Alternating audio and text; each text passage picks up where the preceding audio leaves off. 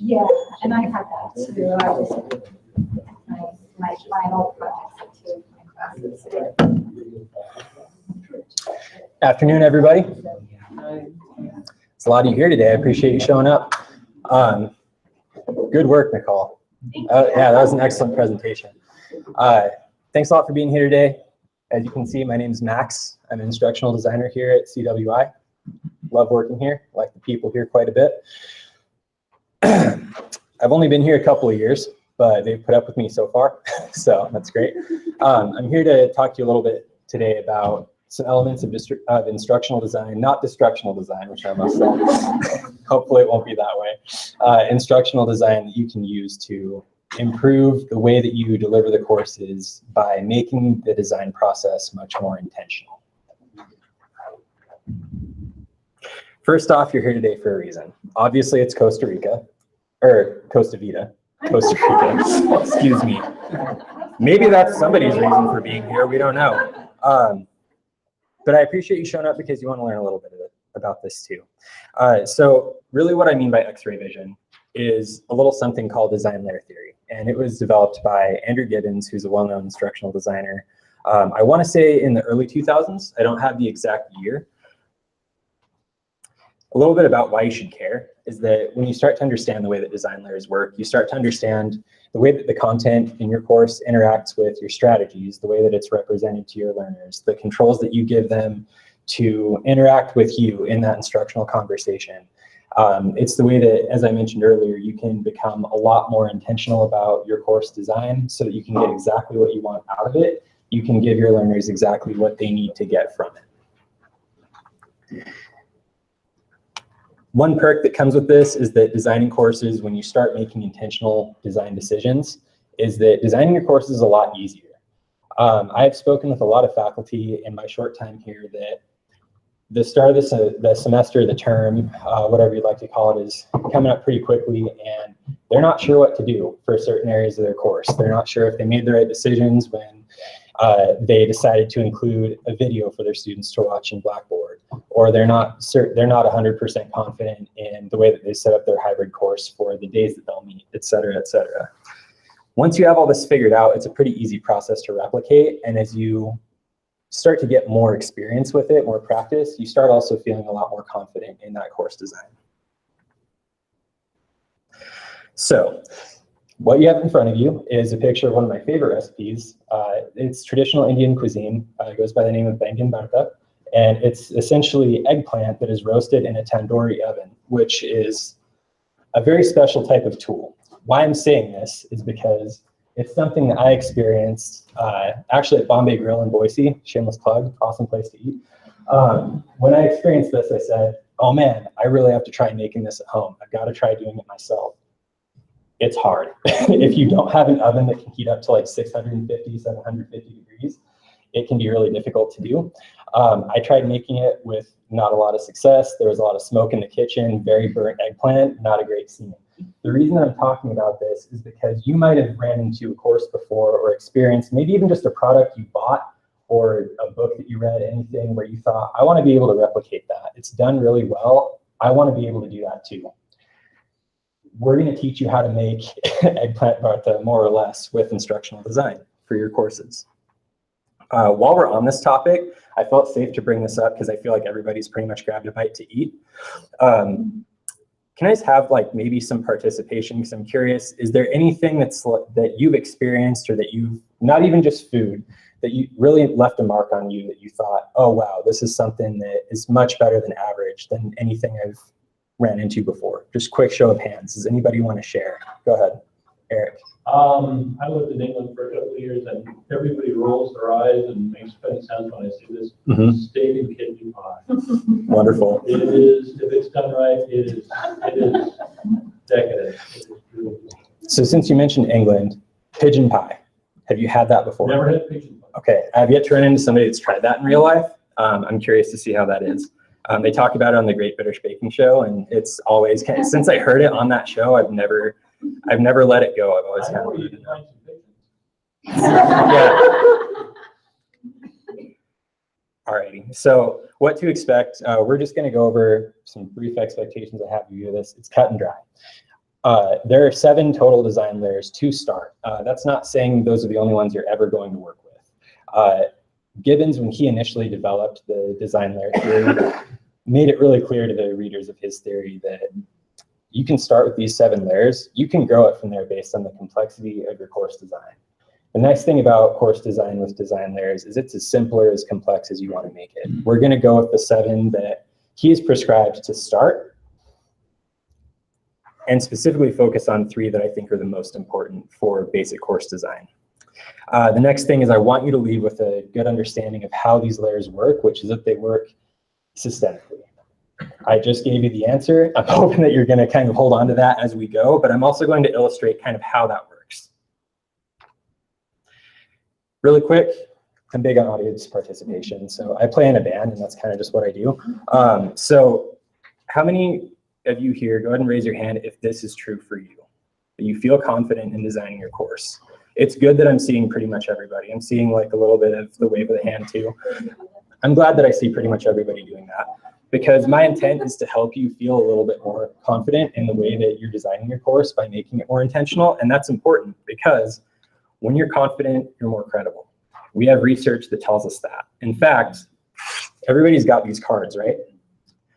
So if you didn't pick one of these up from when you were over in 102, 104, do yourself a favor and do that. John Hattie, the researcher that we've been talking about, has done something that I think a lot of people maybe don't have just the time, resources, or energy to do, which is, in this case,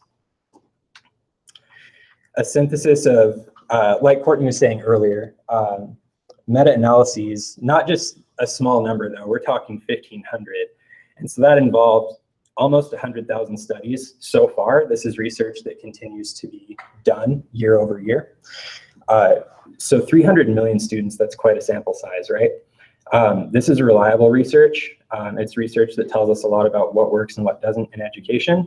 And when you are more confident and credible, John Hattie's research tells us that that's a lot more important than what you know about the subject you're teaching, by quite a bit. So it's the, I believe, second card over. On the front and back, you're going to have some information about effect sizes. So this ES over here that we're looking at, that's an effect size, right? We don't talk necessarily about how effect sizes convert to percentile gain in these cards. I went ahead and did some homework ahead of time for you. So what we can see here is, if we go back to the teacher's subject matter knowledge down there at the very bottom, that's an effect size of 0.23. Typically, good effect sizes are 0.40 or higher. So that's kind of getting you there. When a student believes that you're credible as an instructor, you have a pretty high impact on them and their learning. So what that 1.09 translates to, I'll get to that in a minute, you're looking at a 9% increase in student achievement with just your basic subject matter knowledge. When you're credible to your student, you have a 36% increase in your students' performance. And I'm not just talking about their grade, I'm talking about the way that they interact with the course, the way that they study for the course, what they really take away in terms of knowledge. That's a 27% increase. It's pretty significant. So you want to be more credible, right? Everybody does. As somebody who's imparting knowledge to a body of students, you want them to take what you're saying seriously. You want to be understood as credible, as an expert, and looked up to. And when your students value that, they're going to pay a lot more attention to what you have to say. So, having said all that, having laid the groundwork for why I'm here and why you should care about what I'm saying today, let's get into the X-ray vision. What you have in front of you is Andy Gibbons' basic model of how the design layers work. So we've got all 7 of them here. I just want you to look at this and take it in. You don't have to necessarily understand it. Please feel free to take pictures, anybody who wants to keep this devoted to memory. However, This isn't going to be the only time you see it. If you're interested in this slideshow, getting it from me, please reach out to me. I'm happy to talk with any or all of you about it. I'll email it to you, whatever you need. I just want you to take a brief moment to kind of go over this, take it in. Focus specifically, if you will, on content. Notice that content kind of is where everything originates and branches out across the rest of your course design layers. That's for an important reason. We'll get to that here in just a moment. I personally like the Mr. Rogers looking guy in the chair. I think that's kind of cute. So we'll continue.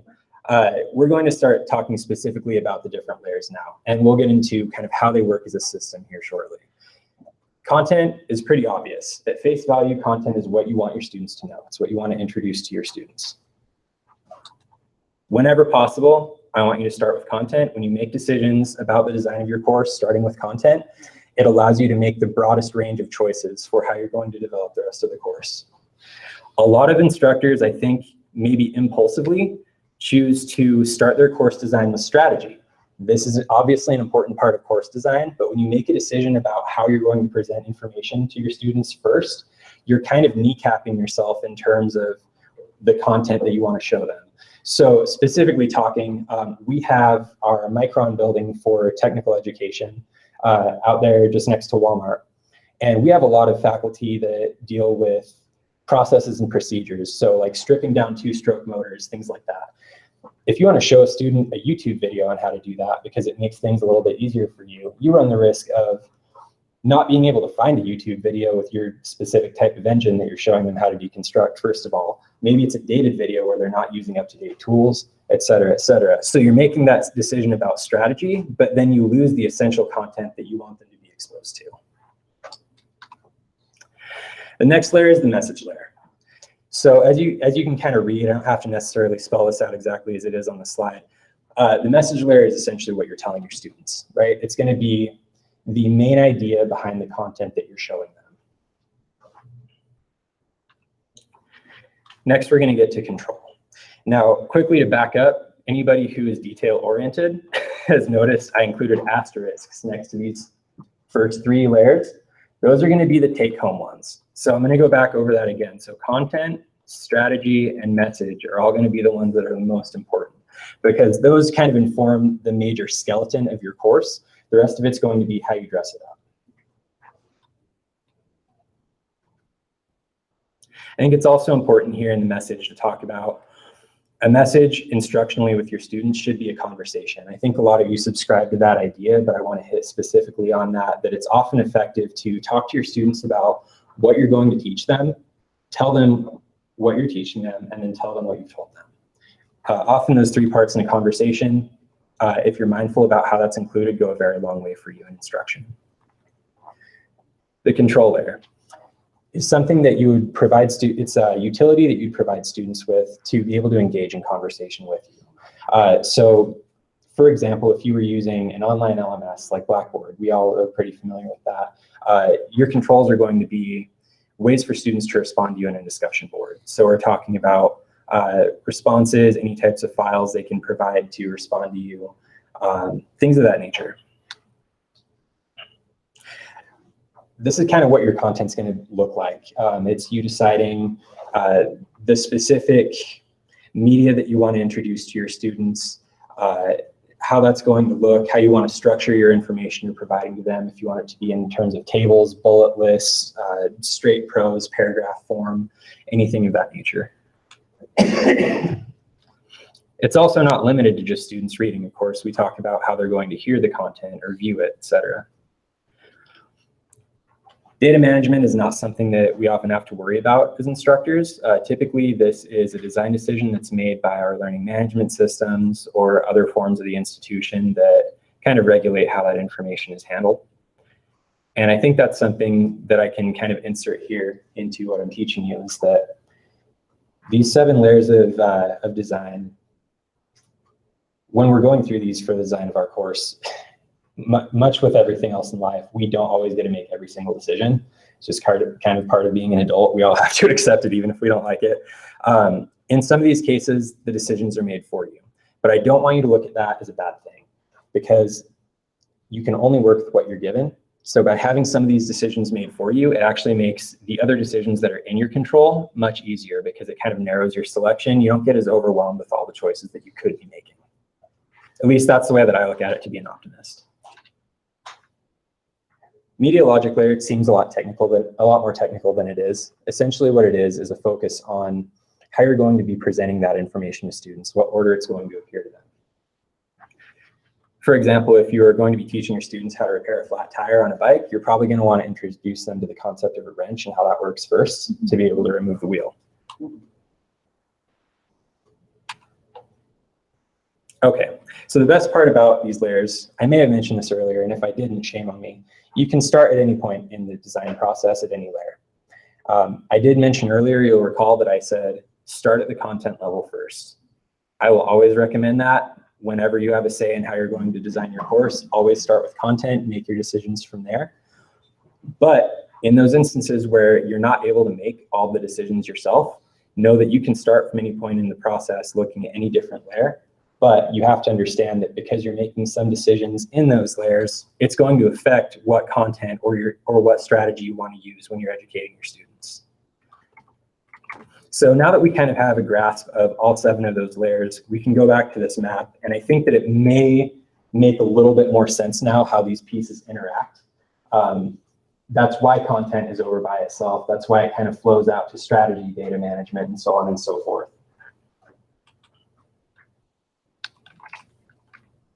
All right, and do we have any questions at this point? I know I hit you with a lot, so I'll give you a minute.